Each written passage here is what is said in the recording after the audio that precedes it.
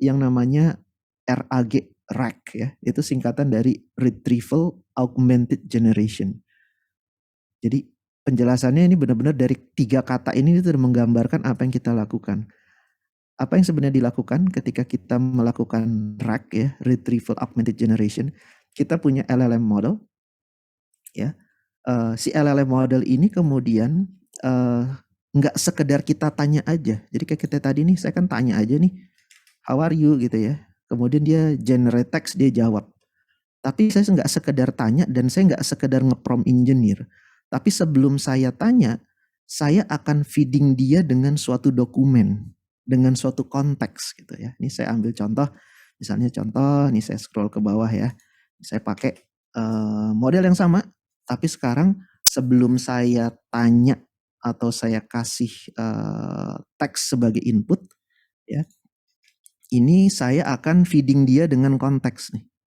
Nah, konteksnya ini nih, ada web page, ini blognya Cloudera, ini mohon maaf kalau agak teknis ya, tapi ini sekedar ada salah satu fitur di data platformnya Cloudera. Jadi Cloudera itu bukan cuma sekedar machine learning platform aja, tapi juga buat data engineering, data warehousing.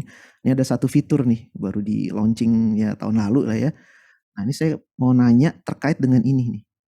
Nah, jadi saya kasih feeding dia konteks, saya baca dokumennya yang di web page tadi nih, dia load ya. Kemudian setelah load kita split. Ingat nggak tadi saya di awal ngebahas tentang tokenizer gitu ya. Jadi datanya kan gede tuh. Ini saya split dulu. Setelah saya split, tadi ingat di awal saya juga ngomong tentang factor embeddings. Jadi teksnya tadi ini kemudian saya convert ke dalam factor embeddings. Nah, di sini mungkin teman-teman lihat nih ada vector store. Apa nih vector store? Jadi data yang udah saya tokenize, saya convert ke vector embedding, saya simpen ke vector store. Jadi baru ke arsitektur sini. Nah, ini vector store saya nih. Tujuannya apa sih vector store? Tujuannya begitu kemudian saya ngasih teks atau pertanyaan ya, saya akan search dulu. Ada nggak sih keyword-keyword di pertanyaan ini? Contohnya di sini ya. Yang ternyata matching ke apa yang kita simpen ke vector store kita. Dari konteks yang tadi kita feeding. Nah, ini contoh nih. Ini saya belum ke LLM nih. Tapi saya cuma sekedar ada pertanyaan nanya what is Spark Secure Access. Ini ada keyword Spark Secure Access. Yang saya lakukan di sini adalah keyword Spark Secure Access ini kemudian saya similarity search-kan ke dokumen ini. Cuma dokumen ini udah saya tokenize dan udah saya convert ke vector embeddings. Jadi search-nya cepat tuh tadi kan. Begitu saya klik, langsung dia set gitu, kebalik. Kenapa? Karena udah dibentuk dalam bentuk vektor, di ruang vektor, dan dia langsung search nih, pakai similarity search di vector database. Dia balik. Tapi ini kalau saya nanya pertanyaan ini, balikannya kayak begini, bagi saya tidak membantu. Kenapa? Karena ini mentah-mentah sama dia balikin nih. Dia balikin nih dari dokumen, dia balikin kayak begini. Ini nggak membantu saya nih. Nah, barulah kemudian teks ini saya feeding menjadi bagian dari prompt. Ingat tadi saya bicara prompt engineering. Jadi saya kasih konteksnya. Saya seakan-akan bilang ke LLM model saya bahwa LLM model tolong lanjutin ya, atau ya pakai sawam lah ya, jawab pertanyaan ini ya. Tapi sebelum jawab, saya feeding nih knowledge-nya nih, konteksnya nih. Jadi tolong dari konteks yang saya kasih ini disamerikan seakan-akan nih kamu tahu nih jawabannya apa gitu. Jadi saya kasih nih. Ini saya feeding. Saya tanya. Kemudian dia akan ngejawab berdasarkan konteks yang saya belikan tadi nih di sini. Nah, dia kasih tahu nih. Tapi dia jujur nih jawab. Based on the provided text, Spark Secure Access refers to bla bla bla. Dan ini jawabannya benar karena saya tahu ya, memang jawabannya kayak begini. Nah, seandainya nih ya, saya tanya dia, tapi nggak saya feeding dengan teks ini. Gitu ya. Jadi saya tanya langsung. Jawabannya salah.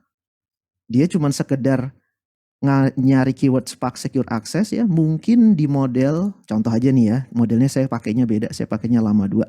Tapi misalkan mungkin dari teks yang tempat dia gunakan buat ngetrain itu ada tuh keyword-keyword ini nih. Keyword-keyword Spark Secure Access namanya SSA gitu. Padahal kalau saya baca sini karena saya tahu ya ini sebenarnya bukan ini jawabannya, ini salah. Tapi dia nganggap ini jawaban yang benar gitu. Karena dia di-train mungkin dengan konteks, dengan data yang ada keyword-keyword SSA yang dia nganggap, oh yang ditanya sama si Fajar itu adalah ini nih. Saya jawab kayak begini, dia still yakin aja nih, padahal sebenarnya salah.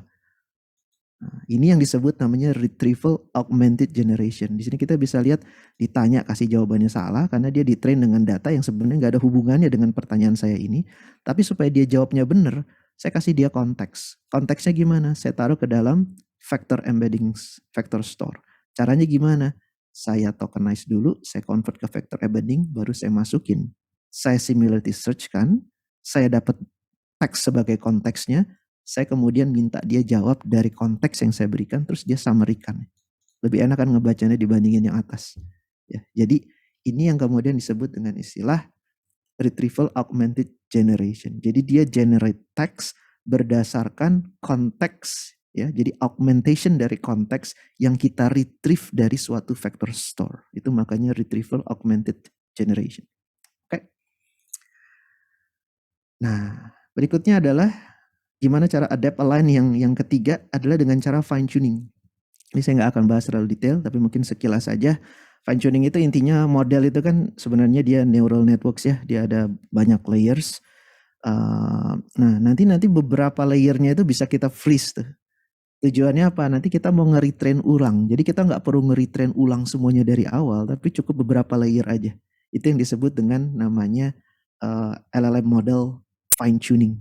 Ini kalau mau tahu detailnya sebenarnya di Cloudera tuh kita kan punya tadi ya platform namanya Cloudera Machine Learning. Kita punya yang namanya Cloudera AMP. Itu namanya Applied Machine Learning Prototypes. Ini kita punya katalognya. Jadi tujuannya apa? Kalau kita mau contoh banyak hal gitu ya. Ini udah dibikin nih sama Cloudera nih.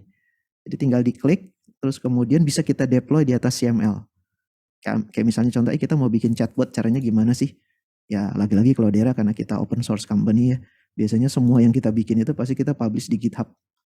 Jadi tidak ada yang ditutupi, kita semua publish ke GitHub. Dan ini kalau kita mau deploy langsung di CML itu tadi tinggal klik aja. Nah ini kenapa saya tunjukin ini, karena kalau mau tahu lebih detail gimana cara melakukan fine tuning, kita juga ada bikin AMP-nya ya, Applied Machine Learning Prototype-nya. Ini tinggal di deploy langsung jalan. Kalau mau ngeliat code-nya semuanya juga di open di sini. Oke, nah ini yang fine tuning ya. Jadi tadi ada 3, prompt engineering, augmentation, fine tuning. Oke.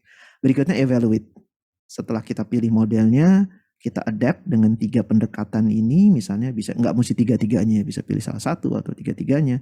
Tapi kemudian kita perlu evaluate kan ya, udah benar belum nih dia sesuai dengan yang kita mau nggak nih? Itu juga penting step yang harus kita lakukan.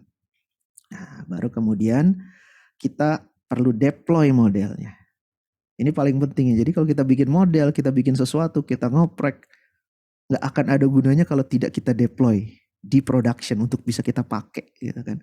Ya kan nggak mungkin nih saya bikin model, saya bilang saya udah bikin nih, cara pakai gimana nih, pakai Jupyter Notebook, nggak akan kepakai juga. Orang kalau mau pakai itu di deploy biasanya sebagai apa? Sebagai REST API contohnya ya. Nah ini yang sebenarnya kalau kami di Cloudera kita punya banyak hal-hal yang memudahkan nih. Jadi kalau kita mau ngedeploy model, saya tinggal klik models, saya bisa klik deploy model ini sebagai REST API gitu ya. Jadi bisa saya misalkan create new model gitu. Nanti saya tinggal kasih scriptnya apa, model filenya apa. Nanti dia akan kasih opsi, saya mau deploy dia pakai berapa CPU, berapa memori, saya klik deploy, nanti model langsung di deploy sebagai REST API. Kita tinggal akses via REST. Nah ini contoh yang udah saya lakukan juga. Tadi saya punya model ya, udah saya deploy nih sebagai REST API server. Model saya taruh di sini. Saya pakai model lama 2 yang 13 billion parameters. Begitu saya udah deploy, saya bisa akses sebagai REST API. Jadi sebenarnya session saya ini nggak pakai GPU nih. Ini sebenarnya cuma session pakai CPU aja, bahkan cuma 4 GB memori, tapi saya nembak REST API yang di belakangnya ada GPU-nya. Nah, ketika kemudian kita deploy modelnya semakin kompleks, mau digunakan oleh, mungkin kita expose ke banyak orang gitu ya, mungkin bukan sekedar kita deploy di satu instance saja GPU-nya, kita mesti bikin cluster. Nah di Cloudera biasanya banyak customer kita itu pakai Cloudera Machine Learning, kemudian mereka pakai framework namanya Reserve. Ya ini kayak satu framework ya untuk bisa mendeploy dan melakukan inference at scale gitu ya. Karena kan kalau kita mau pakai, kita buka, dan by the way ini juga sebenarnya salah satu teknologi yang dipakai sama OpenAI ChatGPT ya. Karena kan nggak mungkin tuh kita orang seluruh dunia akses belakangnya GPU-nya cuma satu, pasti GPU-nya tuh banyak.